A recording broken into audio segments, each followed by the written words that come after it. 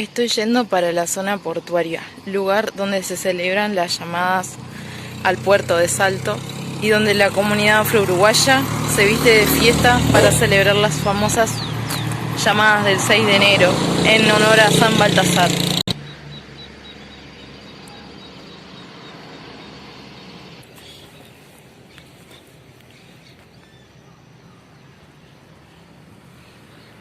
Hola a todos, mi nombre es Florencia, muy bienvenidos a mi canal. En el día de hoy quería compartir con ustedes una pequeña información sobre el origen de los Reyes Magos. Vamos a ver hoy, cómo se vive en el Uruguay, qué referencias tenemos de ellos los uruguayos y cuál es el origen verdadero de esta tradición de la celebración de los 6 de enero, es decir, la fiesta que tiene que ver con los reyes famosos Reyes Magos. Yo acá estoy en la zona portuaria donde se celebran las famosas llamadas al puerto, acá en la ciudad de Salto, que es una fiesta que se realiza en todos los carnavales todos los años acá en el Uruguay. Sin embargo, las llamadas más importantes se realizan los 6 de enero. La fiesta de las llamadas es una fiesta donde varias comparsas o agrupaciones de negros y lugolos se visten de fiesta y salen a bailar por las calles en este caso del departamento de Salto, pero la tradición viene de Montevideo.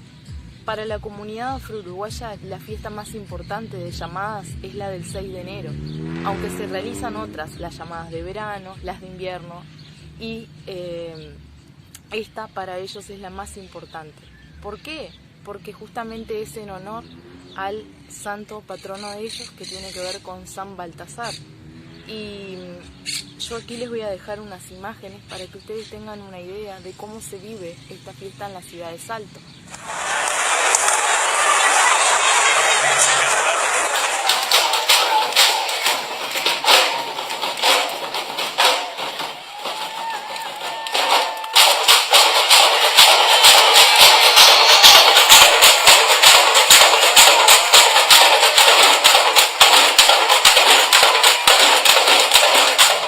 Yo quisiera comentarles a ustedes es de dónde sale esto, cuál es el origen de esta celebración, cuál es el origen verdadero de esta fiesta. Bueno, si nosotros nos vamos por el lado uruguayo, digamos, por la tradición uruguaya, esta fiesta se celebra desde la época colonial, cuando los colonizadores trajeron a personas y las esclavizaron, personas que venían del continente africano y las hicieron esclavas en nuestro continente.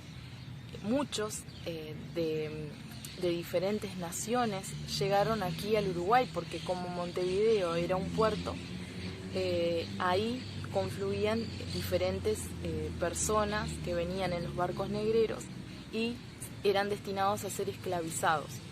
¿Qué es lo que sucede en ese sentido?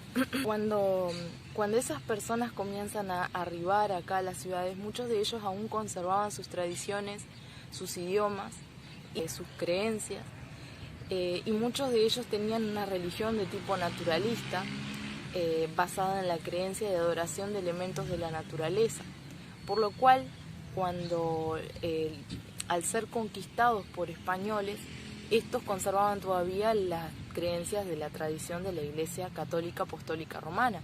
Entonces se les prohibía realizar sus tipos de ceremonias o sus cultos. Sin embargo, como la Iglesia Católica celebraba los 6 de enero la Epifanía, es decir, la manifestación de Dios en la tierra, el 6 de enero, que tenía que ver con la aparición de los Reyes Magos frente a Jesús, el episodio que se narra en los Evangelios, cuando se cuenta de su nacimiento, la Iglesia Católica tenía esa celebración y las personas que celebraban eso justamente eran católicos. Sin embargo, para tratar de adaptarse, digamos, muchos de esos elementos fueron incorporados luego a la cultura afro, y de modo que los afrodescendientes que vivían acá en el Uruguay, que aún conservaban sus tradiciones, ellos tenían otras que tenían que ver con agruparse en diferentes salas de nación, donde elegían a sus propios reyes o sus propios representantes. A esa elección de sus propios reyes se le llamaba coronación de los reyes congos. Esos justamente representaban a cada nación, la nación bantú, la nación benguela, la nación yoruba, y así sucesivamente, dependiendo del lugar donde eran, del cual ellos representaban. Cuando se unen estas dos tradiciones, lo que sucede es que empiezan a incorporarse en esas celebraciones elementos que tienen que ver con danzas que son de tipo afro, otras afro-uruguayas, prácticamente creadas acá en el Uruguay, como por ejemplo el candombe, que es el que sobrevive hasta hoy en día, pero en ese tiempo también cuenta Lauro Ayestarán en sus relatos que también se incorporaban diferentes tipos de instrumentos musicales, diferentes danzas que aún hasta hoy no se conservan porque los descendientes de esas personas no han conservado esa tradición en específico. Sin embargo, la que sí se conserva hasta hoy es la tradición de bailar candombe, como ya he mencionado, y la de celebrar las famosas llamadas del 6 de enero en honor a San Benito y San Baltasar. Empiezan a ser cada vez más públicas las celebraciones que estaban ocultas y secretas, que celebraban los africanos o los afrodescendientes que vivían en nuestro país, particularmente en el sur, en la zona de Montevideo. Y con el tiempo eso se fue extendiendo a todos los departamentos. Ahora, nosotros tenemos esta tradición que proviene, digamos, de la creencia en el particular San Baltasar, que para la comunidad afrodescendiente era uno de los santos más importantes porque representaba a la población afro-uruguaya y los hacía partícipes de esa creencia que era el catolicismo, del cual ellos no conocían muy bien, digamos los antecesores no tenían mucho conocimiento. Sin embargo, a partir de ahí es cuando se incorporan esos elementos a sus tradiciones, ¿no? Y vemos que esa figura del rey Congo y la reina se perpetúan en los personajes que se conocen como la Mamá Vieja y el Gramillero, que son personajes que aparecen en nuestro carnaval uruguayo, el rey y la reina, ¿no? De cada nación, en este caso el rey y la reina de cada comparsa, porque a lo largo del siglo XX fueron evolucionando y se fueron incorporando otros personajes. Pero esto no es exactamente a lo que quiero llegar. Acá en el Uruguay también existe la tradición de que los niños la noche anterior al 6 de enero dejan los zapatitos debajo del arbolito de Navidad, que se arma el 8 de diciembre por tradición también católica, y esperando el regalo, muchos niños esperando el regalo que no se les dio en Navidad, pero en realidad esperando el regalo que los Reyes Magos les van a dejar a cada uno. Y si se portaron bien, ¿no?, en el año, los Reyes les van a dejar regalos. Entonces, esa es la tradición, una de las tradiciones que nosotros los uruguayos también tenemos. No solamente se dejan los zapatitos esperando, sino que algunos se acostumbran en algunas casas a dejarle una cartita a los Reyes Magos junto con esos zapatitos para enviársela. Y bueno, y se espera que la respuesta sea el regalo que ese niño pidió. También se les acostumbra dejar pastito o alimentos, pastito para que los camellos, que se cree que ese es el vehículo en el cual van a venir los Reyes Magos a todos los lugares, a todas las casas de todos los niños, a dejarles a todos regalos, se les deja el pastito para que los camellos coman y alimentos para que los reyes también, que vienen cansados del viaje, puedan alimentarse y comer.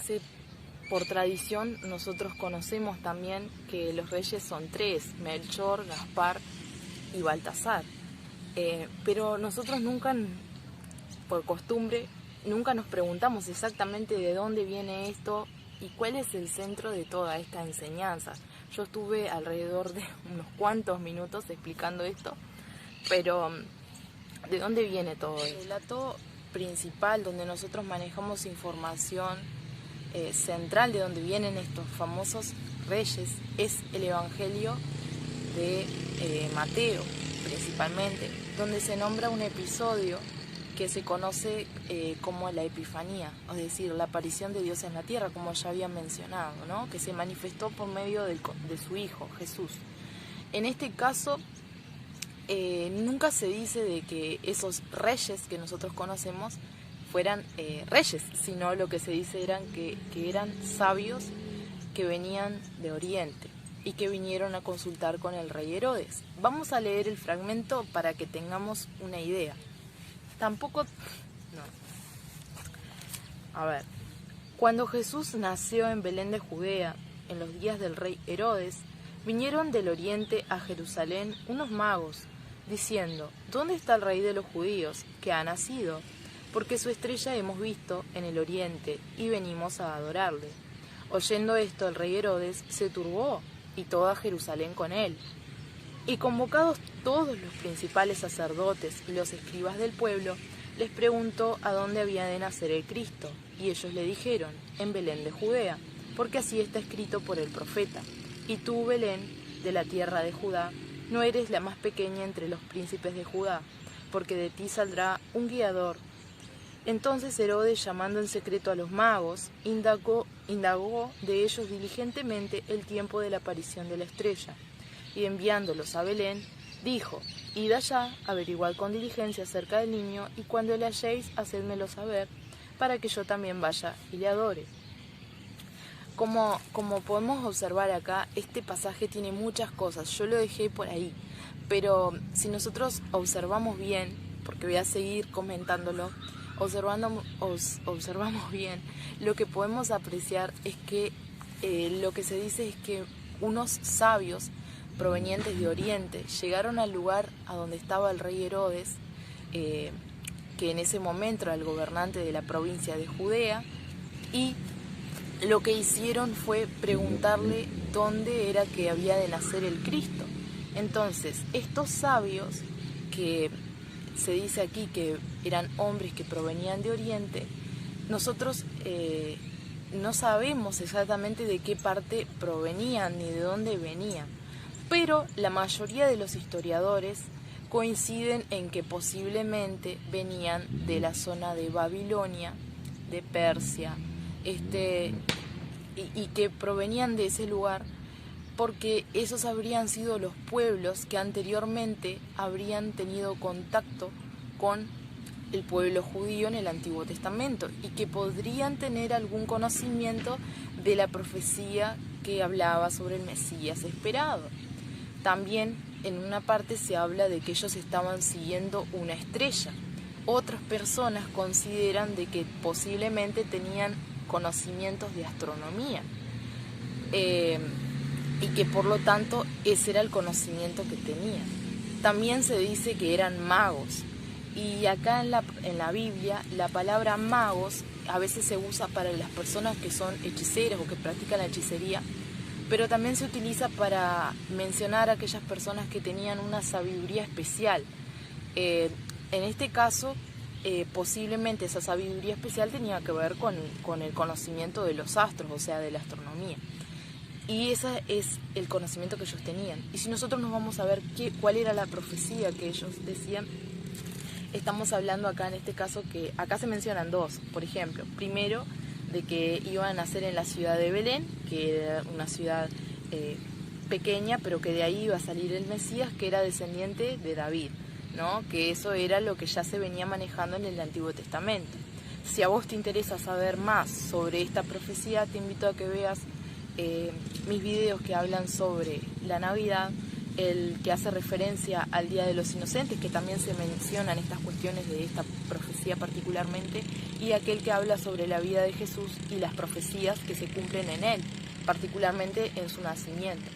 Pero ahí tenemos una profecía que se cumple, ¿no? Que eso ya se venía hablando desde el Antiguo Testamento. Los profetas anteriores ya habían mencionado, en Jeremías ya se mencionaba profeta Jeremías, siglos antes de Cristo, ya había mencionado dónde iban a hacer ese Mesías. Estaban diligentemente, que Herodes diligentemente les preguntó, bueno, ¿dónde van a hacer ese Mesías? Díganme para que yo también vaya y le adore, indaguen dónde van a hacer ese Mesías. Nosotros podemos ver que hace unos días atrás pudimos observar lo que se conocería como la famosa estrella de Belén. Estas serían las posturas más aceptadas por los astrónomos, que desde la época medieval, digamos, no se podía observar, sino que había sido observada durante el nacimiento de Cristo, luego en esa época y después en nuestros días, o sea, hace unos días atrás.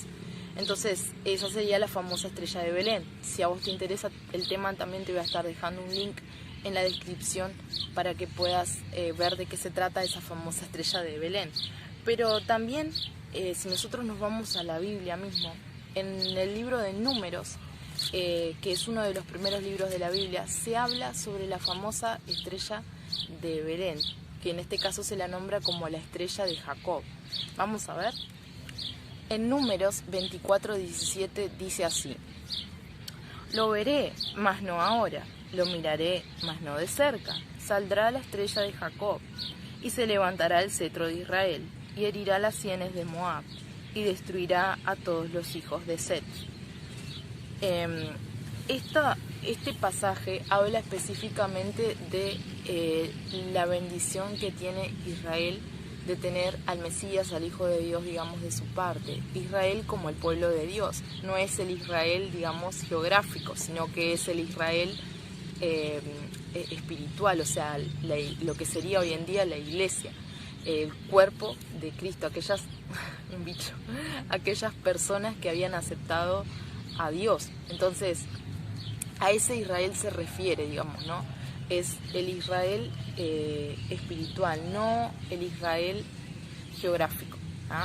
Entonces acá cuando dice, se refiere a una profecía que cuenta la historia de que había un rey, que era el rey de Moab, de un territorio que se llamaba Moab, que se llamaba Balac, que había pagado a un profeta que se llamaba Balaam para que maldijera al pueblo de Israel, porque no los quería tener de enemigos. Entonces, como los israelitas en los tiempos de Moisés habían conquistado muchos territorios, él lo que dice es que este Balaam podría maldecirlos, y lo que hace es pagarle. Sin embargo, Balaam, tratando de hacerlo, fracasa, y lo que hace es hacer las cosas al revés, porque no le sale. Entonces lo que hace, en vez de maldecirlos, los bendice. Y con esta es una de las profecías que les habla de esa bendición, que tenía que ver con que de la estrella de Jacob, de ahí era una señal que iba a dar a conocer el nacimiento del Mesías. Esa es la profecía que se habla en Números. Sin embargo, también hay otros pasajes en la Biblia en las cuales se hace referencia a esto. Como ya te he mencionado, voy a dejar el link en la descripción para que puedas mirar exactamente los videos que hablan sobre el tema. Isaías 63 dice lo siguiente: y andarán las naciones a tu luz, y los reyes al resplandor de tu nacimiento. Esto es lo que dice el profeta Isaías, que también se refiere a esa estrella de Belén o esa estrella de Jacob que andaban siguiendo los reyes. Como podemos observar, en ningún lugar se dice que fueran tres, ni que fueran reyes, sino lo que dice es que eran hombres sabios que venían de Oriente. Las posibles investigaciones historiográficas, los relatos de los historiadores plantean de que habrían sido hombres que tenían dinero. Esto se entiende por los presentes que le habían regalado al Mesías: oro, incienso y mirra. Y incluso se había manejado algunas teorías, digamos, de que ellos venían con un séquito, como era acostumbrado en la antigüedad. Pero nosotros no sabemos exactamente el número de personas que fue. Algunos manejaban que eran 3 por esa cantidad de presentes, como lo fue el teólogo Tertuliano, como también lo planteó Orígenes en el siglo III después de Cristo. Y otros planteaban, por ejemplo, la Iglesia Ortodoxa de Armenia plantea que eran 12. Nosotros no sabemos si eran 2 personas, si eran 15, si eran 20, no tenemos idea. Lo que sí es que la tradición hasta hoy en día les ha puesto esos nombres, Melchor, Gaspar y Baltasar. Nosotros en el relato bíblico no encontramos nunca ninguno de esos 3 nombres, sino que estos 3 nombres aparecen como algo posterior. En el siglo VIII aparecen, el siglo IX también aparecen, en el siglo VIII y IX aparecen mencionados estos nombres que eran Melchor, Gaspar y Baltasar, posiblemente mencionados en algunos evangelios apócrifos, pero digamos el primero que sintetiza todo esto es Agnello en su obra a ver, les voy a leer porque me queda muy difícil decirla, ¿no?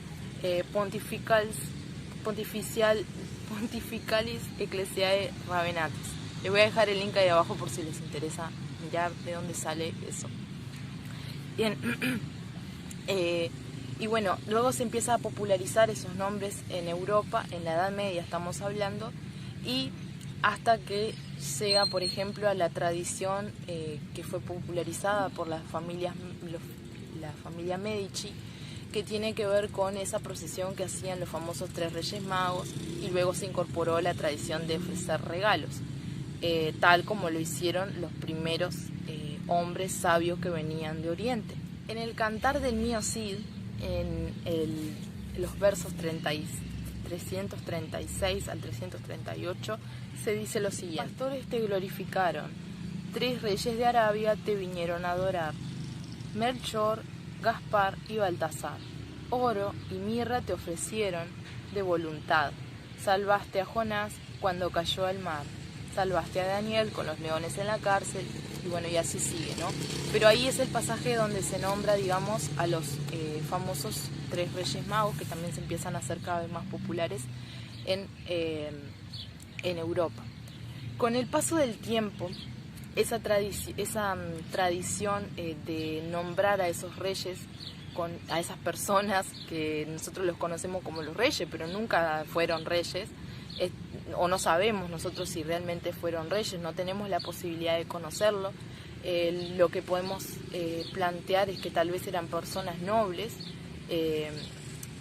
y bueno, que esa tradición llegó hasta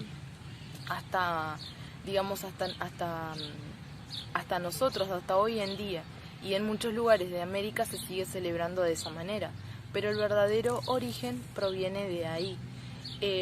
Posiblemente una interpretación basada en la Biblia que hace mención, pero no específicamente a ellos, sino a una interpretación que se había escrito en los Salmos, tiene que ver con esta posición a favor de tenerlos como reyes.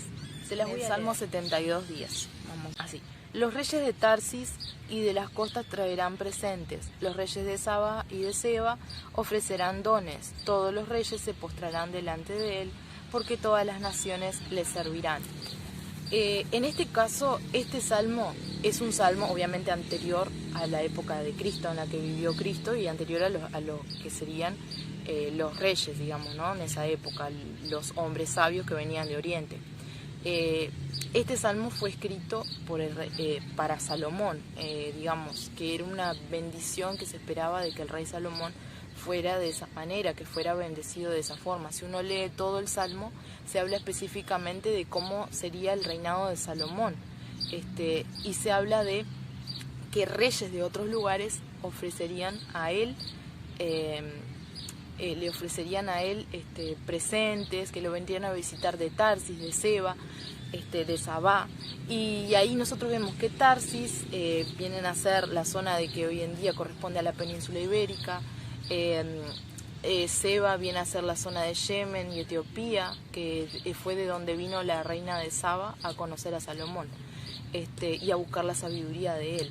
Y hay también un comentario que está en el Nuevo Testamento, ya hablando en la época de Jesús, que habla de que Jesús les dijo que la reina del sur, que es la reina de Sabá, los iba a juzgar a aquellas personas que pedían una señal, porque la señal ya les había sido dada, o sea, Dios ya había aparecido en la tierra, y la única señal que les iba a aparecer era la señal de Jonás, o sea, de que Jonás, así como él estuvo, el profeta del Antiguo Testamento estuvo en el vientre del gran pez durante 3 días, bueno, Jesús también iba a estar muerto durante 3 días y al tercer día resucitaría. Esa era la señal que les iba a ser dada. Y en este caso, la reina del sur, que era la reina de Saba, esto es una interpretación, que había ido a buscar la sabiduría de Salomón, que Salomón era el hombre, digamos, más sabio de la antigüedad. Se dice que aquí presente, o sea, Jesús presente, era más sabio que Salomón, o sea, que la sabiduría de él era mayor que la de Salomón, porque era la sabiduría de Dios la que estaba reposando en él. Y por lo tanto, así como lo fueron a visitar los reyes de Oriente a Salomón, asimismo, la interpretación que le dieron teólogos posteriormente, ¿no? Asimismo, reyes habrían ido a visitarlo durante su nacimiento. Eso es una interpretación, pero nosotros no podemos decir a ciencia exacta de que eran reyes. Posiblemente sí, por los presentes que se dieron, ¿no? Oro, incienso y mirra.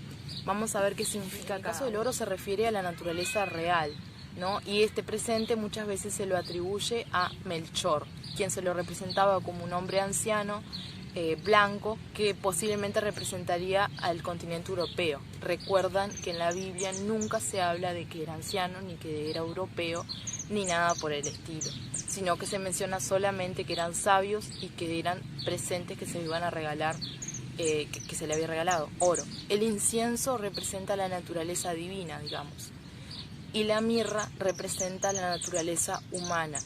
El incienso, las tradiciones medievales dicen que lo había ofrecido Gaspar, quien representa el continente asiático. Pero nosotros tampoco podemos decir de que Gaspar, se llamaba Gaspar, uno de los hombres, ni que él habría sido el que había ofrecido el incienso, sino que se lo representa así. Es una representación que hasta persiste hoy en día en nuestros pesebres. Y la mirra, algunos dicen, y se lo atribuyen a Baltasar. Baltasar es un nombre que aparece posteriormente en la Edad Media. Nosotros no tenemos idea de que si estas personas realmente existieron, pero lo que sí podemos decir es que son tradiciones y escritos que aparecen luego del siglo III. O sea, nosotros lo único que podemos conocer es que eran sabios de Oriente que venían buscando la estrella, y venían buscando la estrella porque iban a ver al Mesías que iba a salvar el mundo. Y ese es el objetivo del 6 de enero. No hay otro, sino que ese era el objetivo de los famosos reyes sabios, o sea, de los hombres sabios que vinieron de Oriente. Y nosotros hoy en día tenemos un montón de tradiciones que se han ido incorporando con la historia, pero la verdadera historia está en Mateo capítulo 2, quien habla de esos hombres sabios. Bueno, y este fue el propósito que ellos tenían. Iban a buscar al Mesías. Me pregunto yo, ¿qué es lo que vas a buscar vos los 6 de enero todos los años? Bueno, y esto fue todo el video que te quería compartir sobre cómo celebramos los uruguayos el 6 de enero, cuál es el verdadero sentido y significado de cada uno de esos elementos que aparecen, y si también es la información que te puedo brindar. Te voy a estar dejando los links con toda la información ahí debajo en la descripción de dónde saqué los escritos, los materiales, y si te interesa más saber sobre el tema, no olvides investigarlo, leer, ahí está todo. Y bueno, te mando un beso y te deseo que tengas un muy feliz Reyes, recordando el verdadero sentido de esta celebración, que tiene que ver con la celebración de la Epifanía, es decir, de la manifestación de Dios en la tierra.